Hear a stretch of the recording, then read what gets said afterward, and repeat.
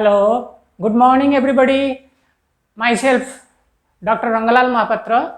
I welcome all of you to my YouTube channel, Microeconomics Online Lessons by Rangalal.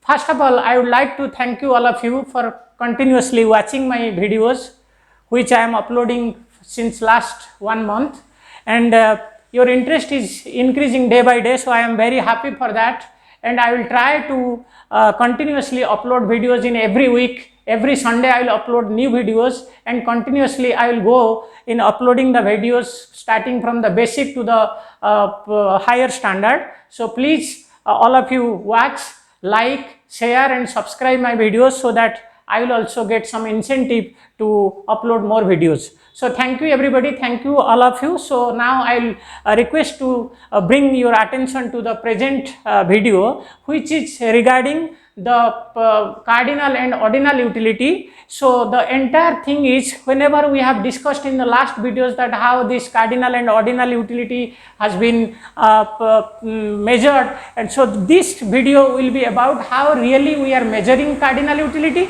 and how ordinal utility will be measured, how we can measure it, how we can assign number. These things we will study in these videos. So now measurement is the assignment of numbers to entities. So whenever you assign any kind of number to any kind of entity, this is actually measurement. So entity is an object, a class or a thing, so or a group of things or group of class. According to Alchian 1953, so the process of measurement has three aspects, or it has three things. One is the purpose of the measurement, and the second one is the process of measurement of something. Whenever we measure, there are certain processes which we have to see that what are the things we have to do when we do measurement. And the third one is the arbitrariness or uniqueness of the set of the numerical values in the process. Whenever we put the number, what does that value mean, whether it has a unique meaning or it has some arbitrary meaning, or we can assign arbitrarily any number, or we have some unique numbers we can put, that we have to decide. And to do that, I will take you to a numerical example which I will write in the board, and that will help you to understand the thing. So in this, now I will draw 9 columns. So in the first column, I will write here the number, the entities. Here the entities I will write. Entities, they will be M, N, O, P, Q, R, S, T and U. These are the entities. This may be, if you tell what are the meaning of this, I will tell you. So in the first column, I will put some arbitrary number, and the numbers are, I will put 3, let's say 3, 4, 5, 6, 7, 9, 13, then 16 and 18. These are the numbers. Now in second column, another set of numbers for each entity I will put, and these are some arbitrary numbers: 2, 4, 5, 8, 11, 14, 22, 28 and 33. So in the now this set of numbers, we will go on transferring those set of numbers into some other numbers in this way. So what we do, this is the third column is actually 5 plus 5 in column 1 plus 5 in 1 in 1. So that means 3 plus 5, it will be 8, 4 plus 5 9, 5 plus 5 10, 6 5 11, 7 5 12, 9 5 13, 13 plus 5 18, 16 plus 5 21, 18 plus 5 23. These are the things. Then in the next column, this is column 1 2 3, this is column 4. Here I will add plus 10 in column 1. So this is 3 plus 10 13, 4 10 14, then 5 10 15, 6 10 16, 7 17, 19, then 13 plus 10, 23, then 16 plus 10, 26, then 18 plus 10, 28. So these are the numbers. Again we come to the column 5, where we will take multiply 2 in column 1, 2 in 1. So 3 into 2 6, 4 into 2 8, 5 into 2 10, 6 into 2 12, 7 into 2 14, 9 into 2 18, 13 into 2 26, 16 into 2 32, 18 into 2 is 36. So this is column 5. Column 6 is, we will multiply 6 in 1 in column 1. So 6 into 3 is 18, 4 into 6 is 24, 5 into 6 is 30, 6 into 6 is 36, 7 into 6 is 42, 9 into 54, 13 into 6 78, so 16 into 6 96, and 18 into 6 108. Now column 7 is, in the column 7 we multiply 2 and add plus 3 in 1.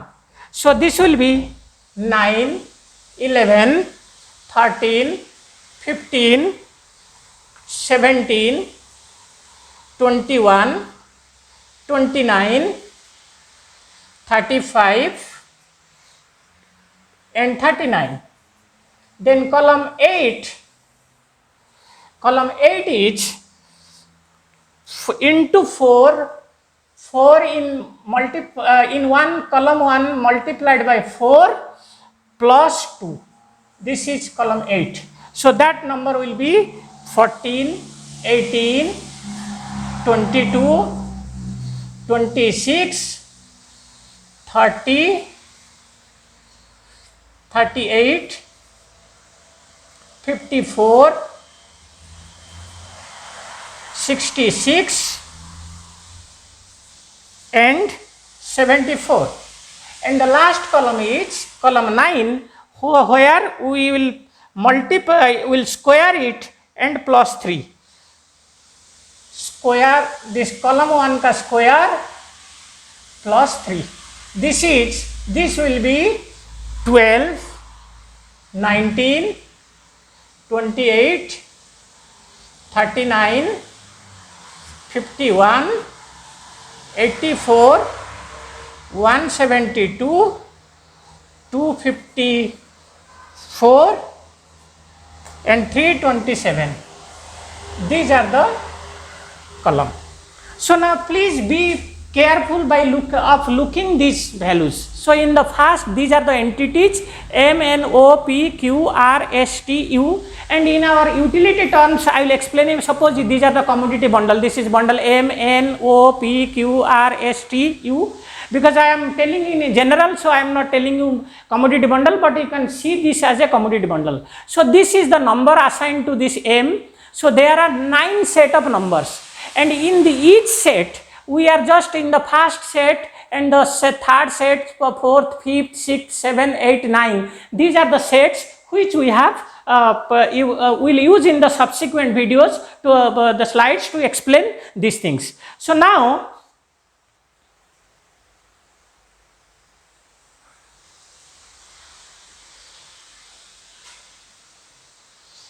in this table there are 9 entities. To M to U assigned 9 set of numbers to each of the entities. So now we will define, if 2 set of numbers result in the same ranking or ordering of the entities, then the 2 sets are called monotone transformation of each other. That means if in the M and N, suppose M is greater than in the column 1, suppose the values for m is more than n or n ka value is more than n. So if that ordering is same in each transformation, then we can say that these are the monotone transformation. So from column 1 to column 9, all the 9 measures give same ranking starting from m to u. Sorry, this is u. This is not V, this is U. So from every column, that is column 1, column 3, column 4, column 5, column 6, column 7, column 8, column 9 and column 2 also. In every column you see the ordering of the entities starting from M to U all have the same ordering. There is no change of the ordering in any column. Since this property holds for the entire class of entities, all the 9 entities this ordering holds, then the two measures are monotone transformation of each other. So if the first column, the values which I have assigned for M to U, if that ordering is valid for in the column 3, then so this column 1 and column 3, they are the monotone transformation of each other for the class of entities. It means there are large possible numbers of monotone transfer. That means we can many ways we can do the monotone transformation. So now we will consider two types of transformation. One is linear transformation, which is additive constant with additive constant, and another is linear transformation with multiplicative constant. So in the numbers in the column 3 and column 1 are same up to. Here the word up to means except. So that means in column 1 and column 3, if you compare the column 1, the value for M is 3 and column 3 it is 8. So in the column 1 and column 3, the same, they are same except an additive constant. That means in column 3 just we are adding 5 with the number which is in the column 1 for M or for any other entities. Therefore this is just the transformation with except an additive constant. So the measures in column 4 are the same with 1 except an additive constant 10. In column 4 what we have done? Now we have added with each number 10 in the column 1. So therefore all transforms up to an additive constants are also contained in the less restricted class of monotone transforms. So this is a linear transformation. So linear transformation is a more restrictive one, but monotone transformation includes this linear transformation where we add one constant. Similarly, we have a linear transformation with a multiplicative constant.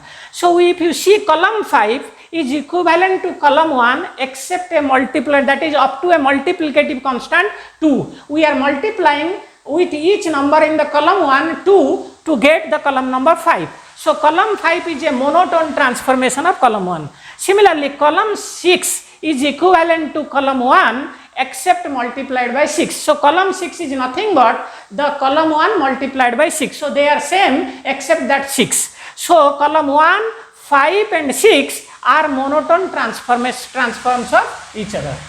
Now what is then general transformation?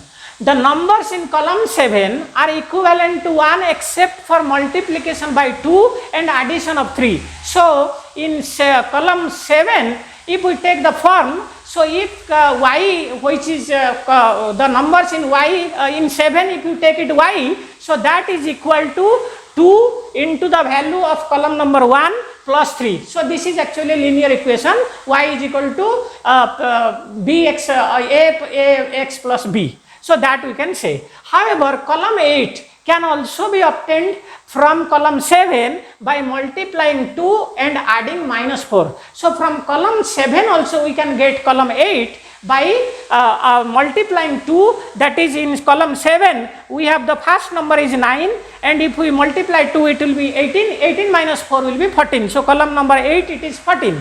So that is why thus column number 1, 7 and 8 are all linear transforms of each other. So in other words, it can be also said that they are the same measures, that means all columns, all the values assigned to each column are same measures up to a linear transformation, that is one measures can be obtained from other measures by selecting appropriate constants for multiplication and addition. So now what is this, the property of this linear and monotone transformation? If the differences between the numbers in one of the sequence increases or decreases, if you say suppose column number 1, the difference from m to n, suppose the difference is 3, 4 difference is 1, then 4, 5 difference is 1, 5 to 6 difference is 1, 6 to 7 difference is 1, 7 to 9 it is 2 difference, 9 to 13 difference is 4, 13 to 16 different is 3. So somewhere it is constant, somewhere it is increasing, somewhere it is decreasing. So if the difference between the numbers in one of the sequence is increasing or decreasing from the entity to another, then the difference between the numbers of these same entities in all of its linear transformation will be also increasing or decreasing. That means whatever the order we follow in column 1, if that order is followed in all other columns like column 3, column 4, column 5, column 6, column 7, column 8 and column 9, then we say that they are linear transformations. Thus the property of increasing or decreasing increments is not affected by the linear transformation of the sequence. That means in every sequence, in every transformation, we see the order whether it is constant increase or increase, the increasing increment or the decreasing increment. These sequence, the ordering remains valid or do not change or remains invariant irrespective of the transformation. This is also true for all monotone transformation. So in case of linear transformation this is true, and a monotone transfer is a more flexible form of transformation in which we can also find that for in one sequence whatever the order is there, that order is achieved in all other columns like 3, 4, 5, 6, everywhere the order is achieved, whether it is increases at a increasing rate or increases at a diminishing rate or increases at a constant rate, that order remains valid in every column. That you can check from the value. So this difference is the second order differences. That means first we see the increment, that is from m to n, n to o, o to p, p, that the difference. Again that difference, the between the difference, what is the change? So if that change is actually called the second order difference, and its sign is invariant. That means whether the second order difference is increasing or decreasing or constant. If it is increasing it will be positive, if it is decreasing it is negative, or if it is constant it will be 0. So therefore the sign will remain invariant. Whatever it is there, that will remain same in every column or in every transformation process in transforms. So therefore this property of increasing or decreasing differences between the numbers assigned to entities is nothing but the increasing or decreasing marginal utility if the numbers assigned are named as utility. Now if we say suppose the entities are the commodity bundles and the numbers which we assigned in the column 1, column 2, column up to 9, all these numbers if we just assume or we give a name that these are the utility, then the utility are diminishing, that is the second order difference is diminishing, which we call diminishing marginal utility, or marginal utility is diminishing. So in monotone transformation the sign of the first difference are only left undisturbed. So in the monotone transformation what we see, the first order difference is always positive. That means whatever the change is there, that change must be positive, so it should not be changed. If it will change, then the second order difference also will change. Then now whatever we have seen, there are 9 different alternatives. But which measure is right? Which measure is satisfactory? The answer depends on the purpose of the measurement. Actually, for what we are doing this measurement, if that purpose is known, so according to the purpose, we can see which measure is satisfactory and which measure is not satisfactory. If the purpose is indicating order, that is from highest to the lowest or heaviest to the lightest, then any one of the 9 measures would be sufficient and acceptable. That means if we see that our purpose is to do the ordering, and in our case if suppose we make the ordering of the preferences of the consumer between all the bundles, whether he is preferring the bundle M to N or N to M or U to M, if that preference ordering, if you order, then this type of ordering or this type of 9 different transformation will be more than sufficient. So now which order is correct? Then which order? Whether the observed ordering is reflected in the stated or predicted ordering or not. Suppose whatever order the consumer has predicted between M to U, suppose he told that M is preferred to U or U is preferred to M, then whether when you do the transformation that ordering is really reflected in this ordering or not. So any monotone transforms of any valid ordering, number sequence is completely equivalent. That means if we have the ordering, the preference ordering, then the monotone transformation can be equivalently valid, and it will also preserve the ordering of the consumer, of the individual person who consumes. So thus any monotone transformation of particular numerical values assigned in the ordering process will be equally worth. It means all the measures of order are equivalent up to monotone transformation. That means anything which are in order, if you do monotone transformation, they are also equivalent. The degree of uniqueness can be described by saying that it is only as unique as the set of monotone transformation. So, or in other words, we can say the ordering is unique up to, that is except a monotone transformation. Whatever order we are doing or the consumer has predicted shown that order is unique except a transformation, except a monotone transformation. So, but if we have ordering of the groups, because the purpose is different, if we order groups of entities according to their weights, then the weights are actually arbitrary up to a multiplicative constant. So now, if suppose we take M, N, O, these are the 3 entities, but we will make M, N, O, 3 are one group or one simple entity. So then in that case, we have to, what we do, we have to take the weights, and weights are actually arbitrary up to a multiplicative constant. It means we can arbitrarily all the numbers assigned to various components by any constant without destroying the validity of the resulting number. But we cannot use monotone transformation of weights. That means whenever we will do ordering of the groups, at that time we cannot do any kind of monotone transformation of the weights. What we do? We can do arbitrarily, we can put a multiplicative constant. If individual components are given weights, then we cannot add the numbers in order to get the numbers which would rank the composite bundles. So if we take all the 3-4 entities into one, then we cannot simply add, because if the addition will not reflect the total weight of the entity. Therefore, we cannot use linear transformation but multiplicative constant. So, if our purpose is to order the groups, group entities, at that time we cannot use linear transformation but we can do multiplicative constant.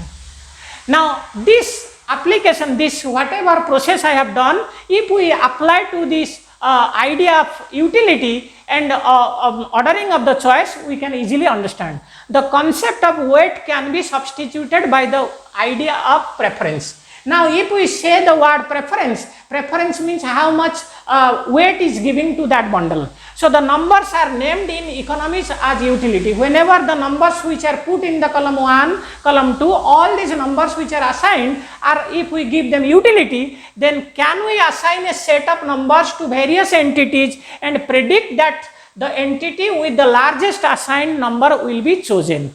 Then we can postulate that an individual maximizes. So, now if we can see the numbers, or we can assign the set of numbers which the person or the entities, they can predict that the entity with the largest assigned number will be chosen. So, whenever the numbers are chosen, the highest number will be more preferred. That is why we can postulate that an individual maximizes something subject to constraint.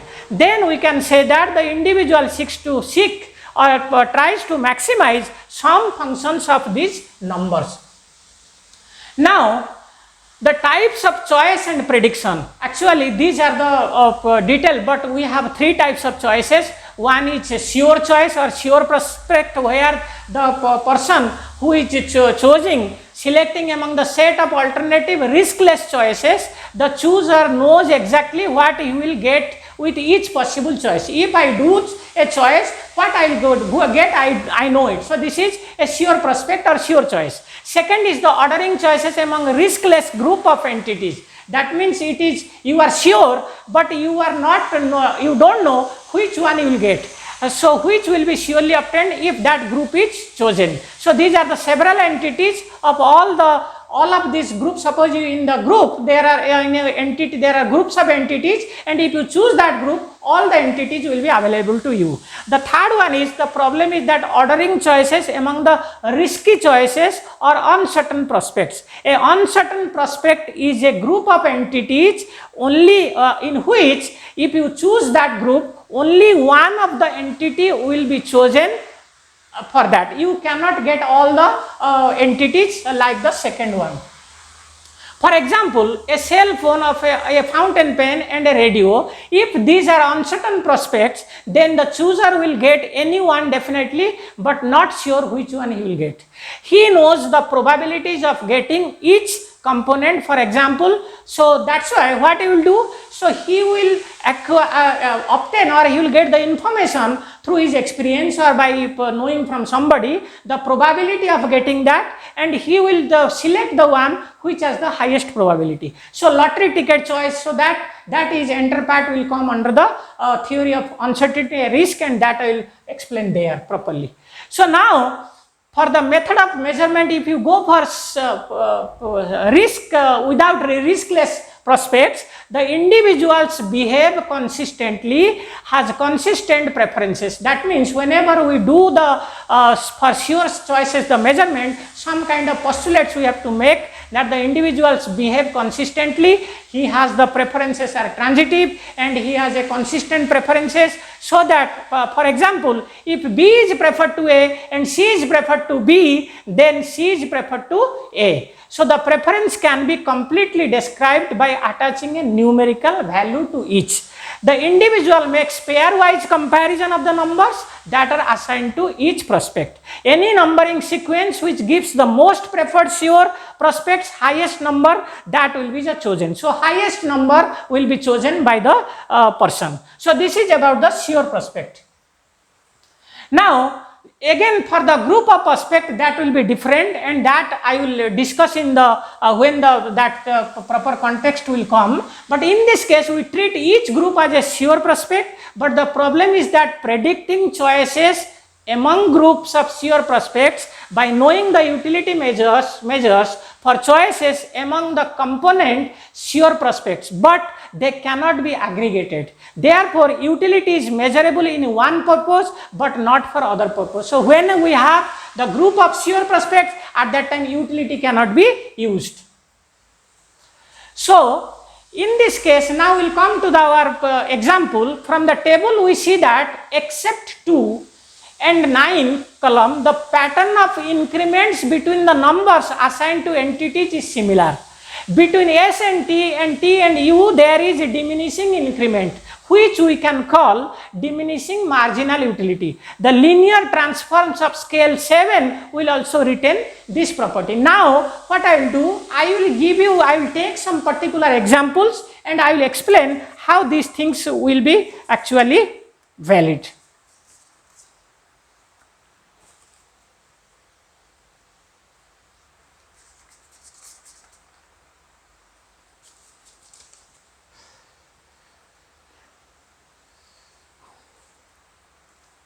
Now, what we do in mathematics, we have to say what is that monotone transformation.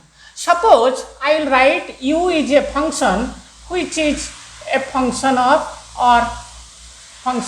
x1 and x2, which we can write, or I simply write U is equal to x1 into x2. This is suppose U.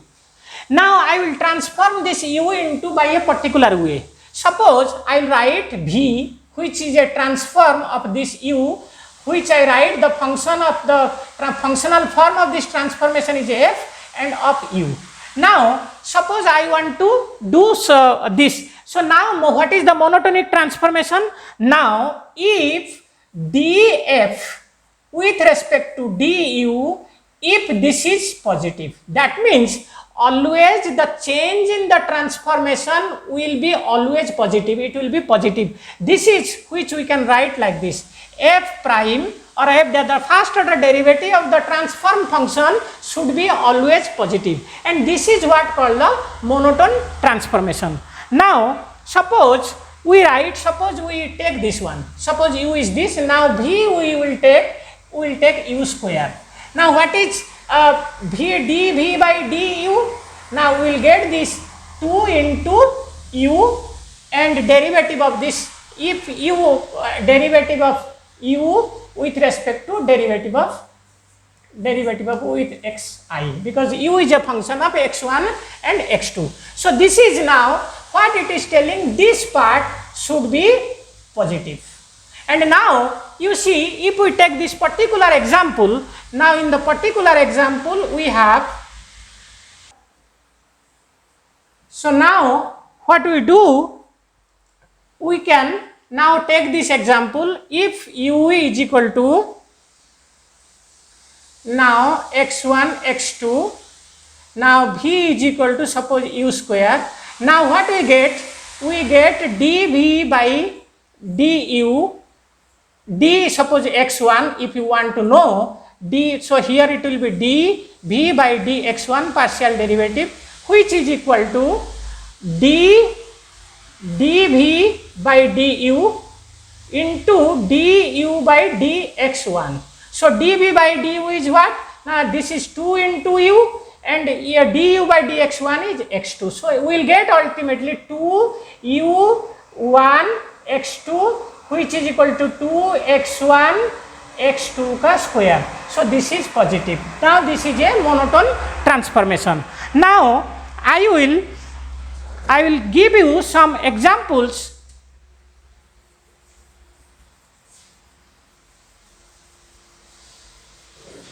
of some functions where we can see whether they are transformed, they are the monotone transforms or not.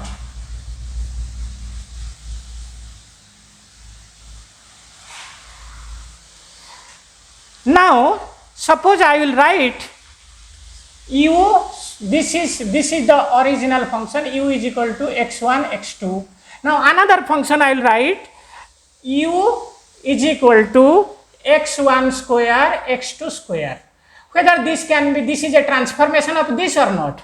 Then another one which is equal to 4x1 x2, another one is 4x1 x2 plus 15, or another one is log of x1 x2. So now, but this is a transformation of this one, is the transformation of this monotone transformation, this is a monotone transformation of this, just 4 is multiplied, here it is 4 is multiplied, 15 is added, so this is a monotone transformation, this is a log, this is also a monotone transformation.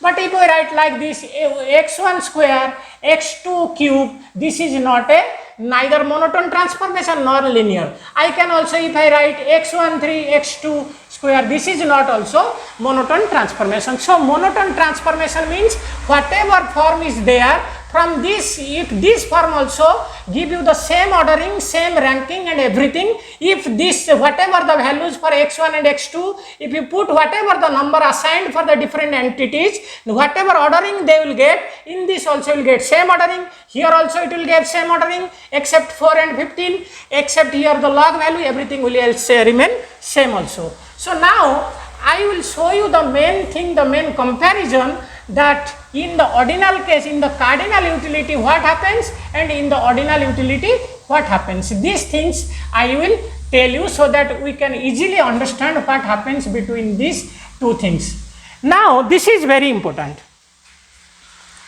This is, suppose I will write u here. U is the original function, and here I will write v, the transform one. So now if I write the marginal utility, the first order derivative, this is du by dx1 and another du by dx2, this I will get, and this is definitely positive because marginal utility cannot be negative, these are positive. But in case of this, because this V is the transformation of U, so if we want to calculate dV by dxi, I means it can be for 1, it can be for 2, then what we write? We can write dV by df, because this is a function of f, and again this f which is a function of u, du by dxi. So now which is equal to f prime du by dxi. We know that this should be positive because this is a monotone transformation. So now if this is positive and we know that this is positive, so whatever the value doesn't matter, but the sign of this is very important. In the monotone transformation, the sign of this is important, because if this is negative, so this is positive into negative, it will be negative. So if this is positive, so this should be positive, and if this is positive, then it will be a monotone transformation. The second one is the second order derivative. We know d square u by dxi ka whole square, which is negative. This we understand from the cardinal utility. But in this case, what will happen? D square v by dxi ka square, this is the second order derivative, where what we will get? We will get the first order derivative, because this one into derivative of this d square u with respect to dxi ka whole square, plus again the derivative of the f double derivative with respect again du by dxi ka square. This is. So now here we must know that this f double square, this is actually d square f by du square. This one is f double dash. So when if f is linear, if the transformation is linear, suppose if the transformation is linear in this way, suppose this is the transformation, if it is linear, then the rate of change is constant. So it will be, that means the f double dash will be 0. So if f is linear, so then f double dash will be 0. If this is 0, then you know this is positive and this is negative. So this should be negative. But whenever if this is not, so that means for diminishing marginal utility, this should be negative, which is a sufficient condition but not necessary, because this may change. If this is not linear, if this is not linear, so this may be positive, this may be negative, and the net effect may not be negative, it may be positive. Therefore, if we take this part for particular, if it is linear, and this part will be 0, and this part is actually known as the diminishing marginal utility, which is actually a cardinal concept. Now the third one is the cross partial derivative, that is d square u with respect to dxi dxj. This is the cross partial, and this can be positive, this can be negative, and the sign is not fixed, but here d square v by dxi dxj is equal to f prime d square u dxi dxj plus f double dash du by dxi and du with respect to dxj. This is the thing. So here this is positive, but this doesn't know. So but we know that the cross partials, if it is a linear function, linear utility function, the cross partials will be always 0. So therefore, some econometricians, they have utilized whether the utility function is cross partial, a linear, additive utility function or not. So that is why in case of cardinal utility, the sign. In the ordinal case, the sign of this is important. The sign, this should be, f1 should be positive, and in order to become this is positive, this du by dx1, this should be positive, which I told you in this. And in the second case, the second partial derivative, that this is a necessary, this is a sufficient condition that in order to apply marginal, diminishing marginal utility, this is a sufficient condition that f1 d square du by this should be negative, but this is not necessary, because sometimes this f double dash cannot be 0, it may be positive or it may be negative. So that is why your law of diminishing marginal utility is not a necessary condition, rather it is a sufficient condition which we have learned from this type of analysis. So therefore we have now studied we have understood what is this cardinal utility, how we do this transformation, what is linear transformation, what is monotone transformation, and what monotone transformation helps in. It helps in keeping the order as your order intact. So therefore we utilize these things in the consumer preference relation analysis or in the utility analysis, and my next video will start with the basic things like that cardinal utility analysis, where we will explain total utility, marginal utility, then the law of diminishing marginal utility and the law of equimarginal utility, and from there how the demand curve is derived, which are the basic things in class 12, but I will start with the basic, then I will go to the law of demand. So thank you everybody for watching this video. Thank you. Again I request all of you to watch my video, to you like, share and subscribe my videos, so that I will be also encouraged to do more and more work on uploading good quality videos. Thank you everybody.